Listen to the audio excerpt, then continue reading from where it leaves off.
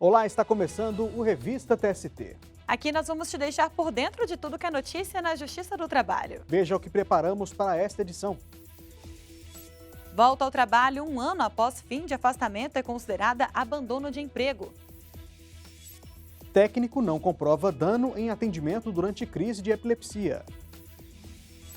Diálogo internacional debate práticas da Justiça do Trabalho em países de língua portuguesa. Tudo isso agora no Revista TST.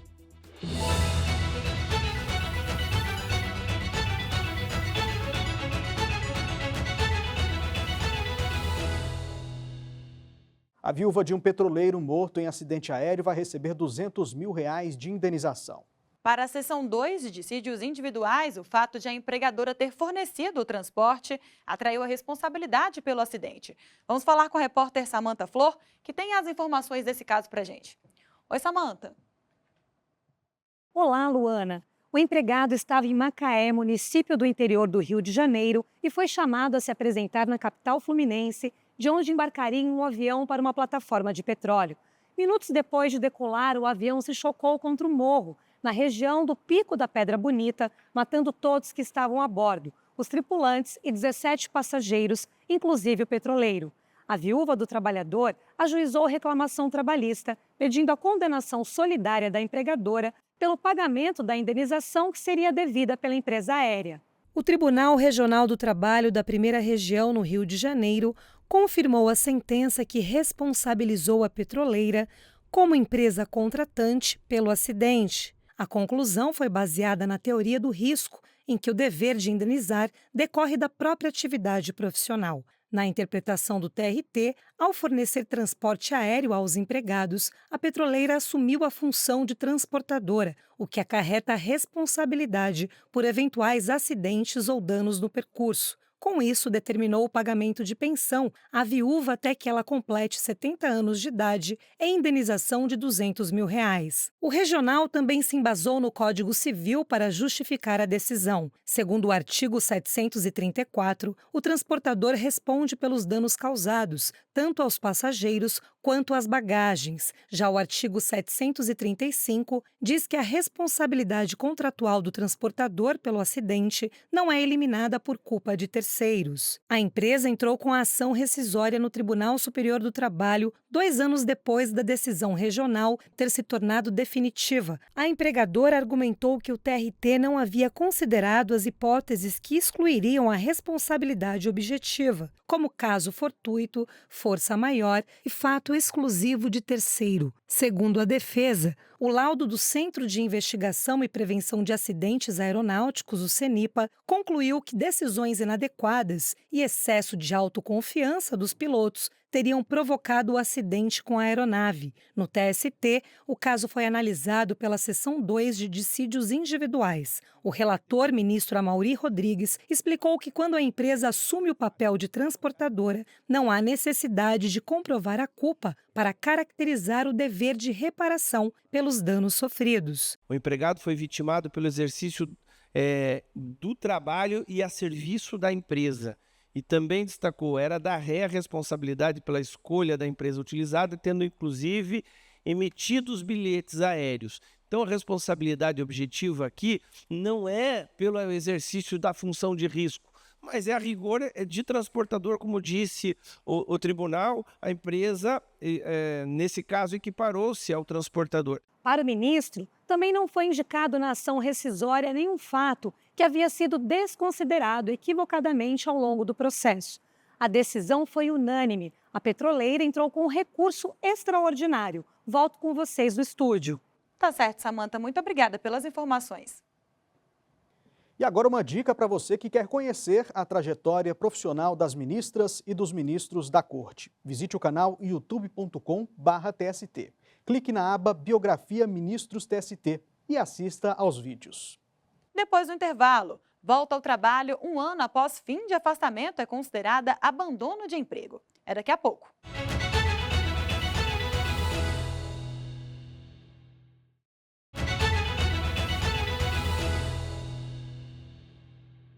Chegou a hora de falar dos julgamentos das turmas do TST.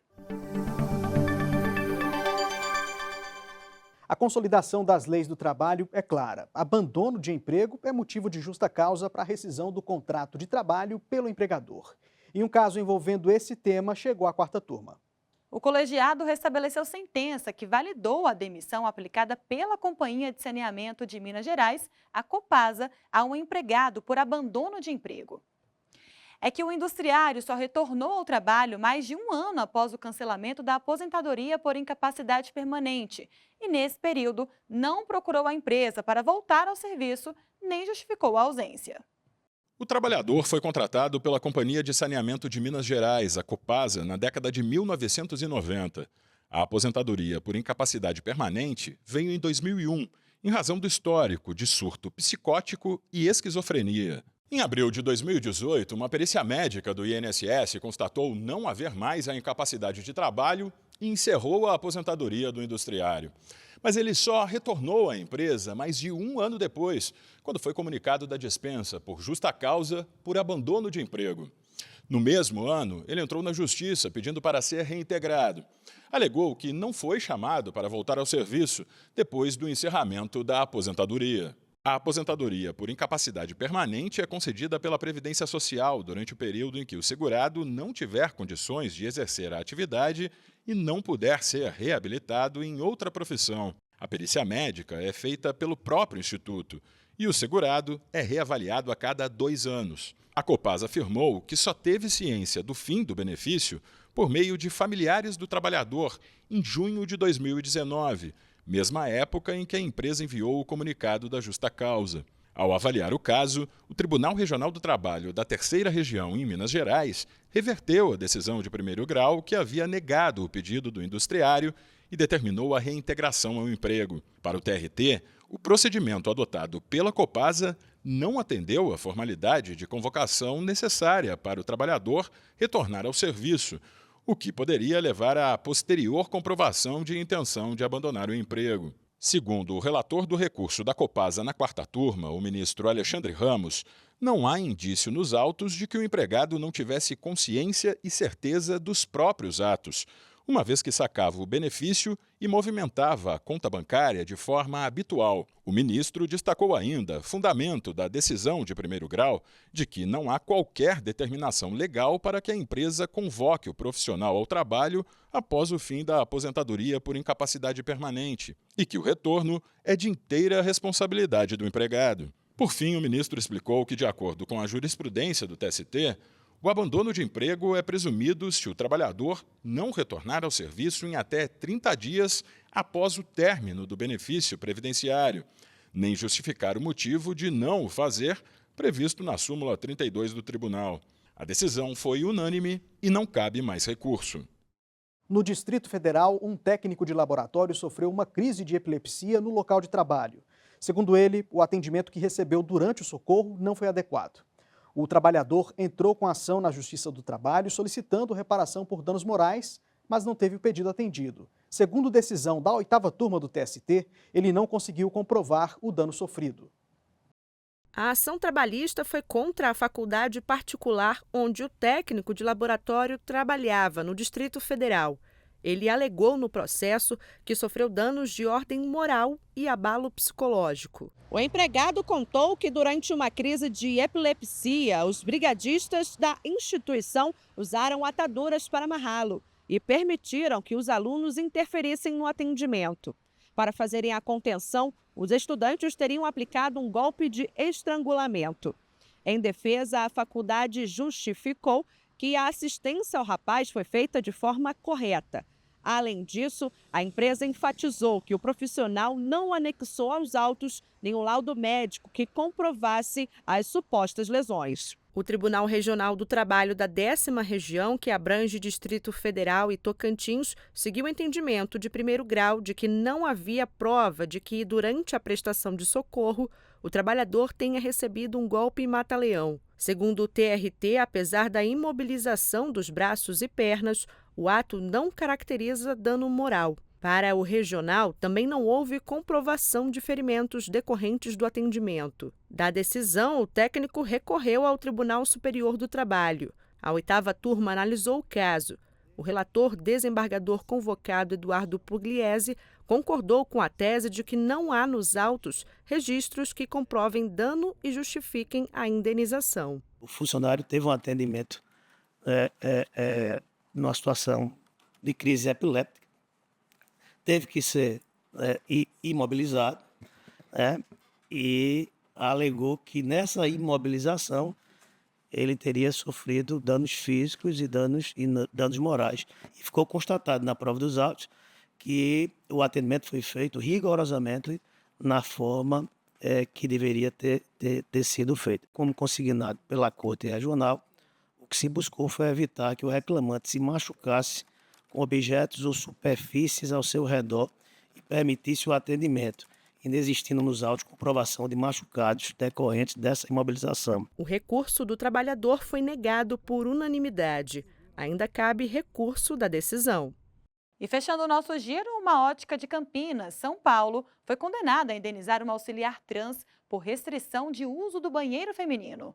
Nesse processo, Luana, a quinta turma entendeu que a empresa violou o direito de personalidade e a dignidade da empregada. Quem tem as informações para a gente sobre esse caso é o repórter Rafael Oliveira. Oi, Rafael. Oi, Anderson. Oi, Luana. Na ação, a auxiliar de Almoxarife contou que iniciou o processo de transição de gênero 3 anos depois de ter sido contratada. Ela disse que comunicou à chefia sobre isso e pediu para passar a usar o banheiro feminino. Os superiores, no entanto, só permitiram que a trabalhadora utilizasse o local no período da noite e de forma provisória. A auxiliar também alegou ter sido constrangida ao adotar o nome social porque insistiam em tratá-la no masculino. A defesa da ótica argumentou no processo que segue a norma regulamentadora 24 do Ministério do Trabalho, que prevê instalações sanitárias separadas por sexo.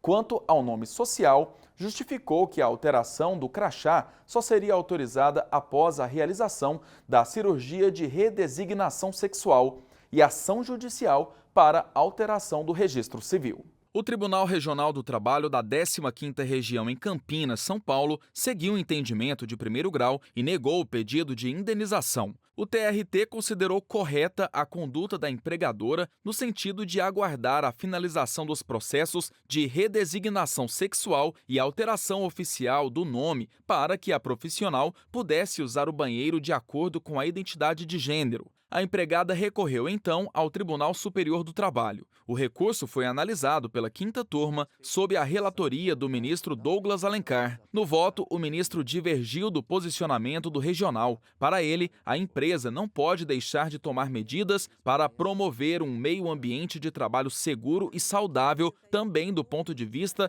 da saúde mental, coibindo práticas que possam gerar dano moral ou emocional às pessoas trabalhadoras. Ao assegurar o direito de uma mulher trans usar o banheiro feminino, o ministro Douglas Alencar reforçou a garantia fundamental da dignidade da pessoa humana e que o Brasil tem se esforçado na implementação de políticas públicas e medidas legislativas voltadas para a proteção da comunidade LGBTQIAP+, como sujeitos dos direitos humanos, com fundamento na proteção de um núcleo essencial. O relator explicou que, enquanto o nome civil faz parte dos direitos de personalidade, o nome social é como a pessoa trans se identifica e é socialmente reconhecida.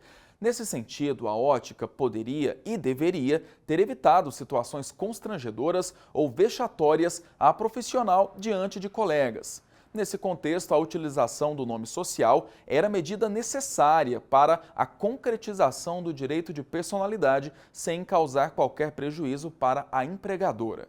A decisão foi unânime. Com isso, a auxiliar vai receber indenização no valor de R$ 25 mil por danos morais. Ainda cabe recurso.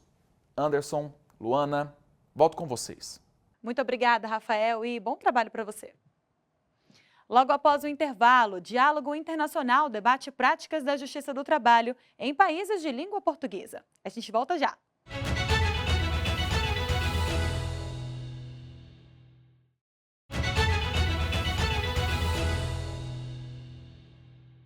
O Tribunal Superior do Trabalho sediou a primeira oficina internacional sobre práticas da Justiça do Trabalho em países de língua portuguesa.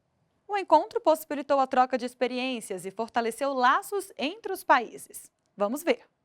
Representantes do Judiciário de Angola, Cabo Verde, Guiné-Bissau, Moçambique, Portugal e São Tomé e Príncipe debateram características e especificidades da Justiça do Trabalho nos países de língua portuguesa. Para o presidente do TST e do Conselho Superior da Justiça do Trabalho, ministro Lélio Bentes Corrêa, a oficina representou uma oportunidade singular de cooperação internacional.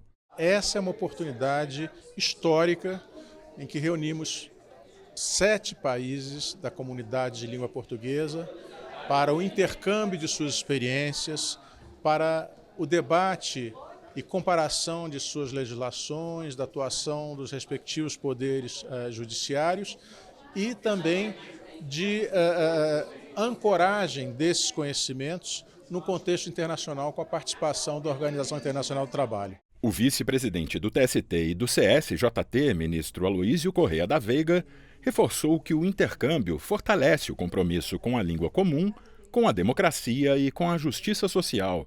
A comunidade dos países de língua portuguesa, eles são essenciais nesse propósito nosso de solidariedade, de, acima de tudo, uma cooperação permanente. A diretora-geral adjunta para Relações Exteriores e Corporativas da Organização Internacional do Trabalho, Laura Thompson, defendeu a criação de uma coalizão global que fomente políticas voltadas ao trabalho digno. O que estamos tentando alcançar aqui é a criação de espaços de cooperação entre diferentes atores que possam ver um tema de diferentes perspectivas ao mesmo tempo e assim tentar encontrar soluções coerentes que facilitem o avanço da justiça social. O diretor adjunto do Departamento de Normas da OIT, Horácio Guido, abordou questões como a inteligência artificial e o impacto dos avanços tecnológicos na justiça trabalhista. Segundo ele, é preciso estar atento aos efeitos da pandemia da Covid-19 e dos conflitos armados sobre as relações de trabalho. A aplicação da justiça a nível nacional é uma oportunidade única que temos de também implementar os acordos firmados pelos países envolvidos. A mesa sobre trabalho infantil abordou estratégias de enfrentamento à exploração de crianças e adolescentes. Com pouco mais de 200 mil habitantes, 40% da população de São Tomé e Príncipe é de jovens. O novo Código de Trabalho, equivalente à CLT no Brasil, obriga os empregadores a garantirem a conclusão do ensino fundamental e a oferecerem formação profissional na área em que trabalham. Os desafios, no entanto, ainda são grandes, de acordo com a procuradora santomense Vera Cravide. O nosso maior problema é o problema da informalidade, porque existem muitas crianças que ajudam com o seu trabalho as famílias, porque há famílias consideradas pobres que não têm recursos para prover alimentos, que é um número bastante grande. Logo, as crianças muitas vezes são obrigadas a trabalhar informalmente para poder ajudar a família a subsistir. Os mediadores da CPLP falaram ainda sobre questões relacionadas à equidade de gênero, raça e diversidade. Durante os 5 dias de evento, foram realizadas 15 conferências e debates que abordaram diferentes assuntos, como as vantagens da cooperação entre organismos internacionais, o histórico de parceria entre esses países, a proteção do trabalho de pessoas migrantes e também o desenvolvimento do trabalho decente. Os magistrados e integrantes do Ministério Público dos países de língua portuguesa participaram ainda de oficinas de boas práticas. O ministro Lélio Bentes Corrêa acompanhou a comitiva da Comunidade de Países de Língua Portuguesa em visita ao Supremo Tribunal Federal. Eles se encontraram com o presidente do STF, ministro Luiz Roberto Barroso. Fique agora com outros destaques da Justiça do Trabalho. A ouvidoria do Tribunal Superior do Trabalho e do Conselho Superior da Justiça do Trabalho apresentou resultados positivos referentes a 2023. Das cerca de 16 mil manifestações recebidas, 99,8% foram atendidas. Os números evidenciam o empenho da Justiça do Trabalho em esclarecer ou solucionar questões levantadas pela sociedade. Já está em funcionamento o sistema que centraliza informações das execuções no processo judicial eletrônico, o PJE. O ex-PJE é uma ferramenta criada pelo Tribunal Regional do Trabalho da 15ª Região em Campinas e está disponível em todos os tribunais do trabalho do país. O sistema também facilita a gestão de leilões judiciais e de pesquisas patrimoniais. Democracia é inclusão, o aspecto social da sustentabilidade. Esse é o subtema aprovado pelo Programa Trabalho Seguro para este ano. O título está alinhado para a temática definida para 2023-2024, que tem como tema Democracia e Diálogo Social como ferramentas para a construção de meio ambiente de trabalho saudável e seguro. O Programa Trabalho Seguro também participa do Abril Verde, campanha anual de conscientização sobre a prevenção de acidentes de trabalho. O Revista TST termina aqui. Obrigado pela companhia. Não se esqueça que temos um encontro marcado na semana que vem. Até lá!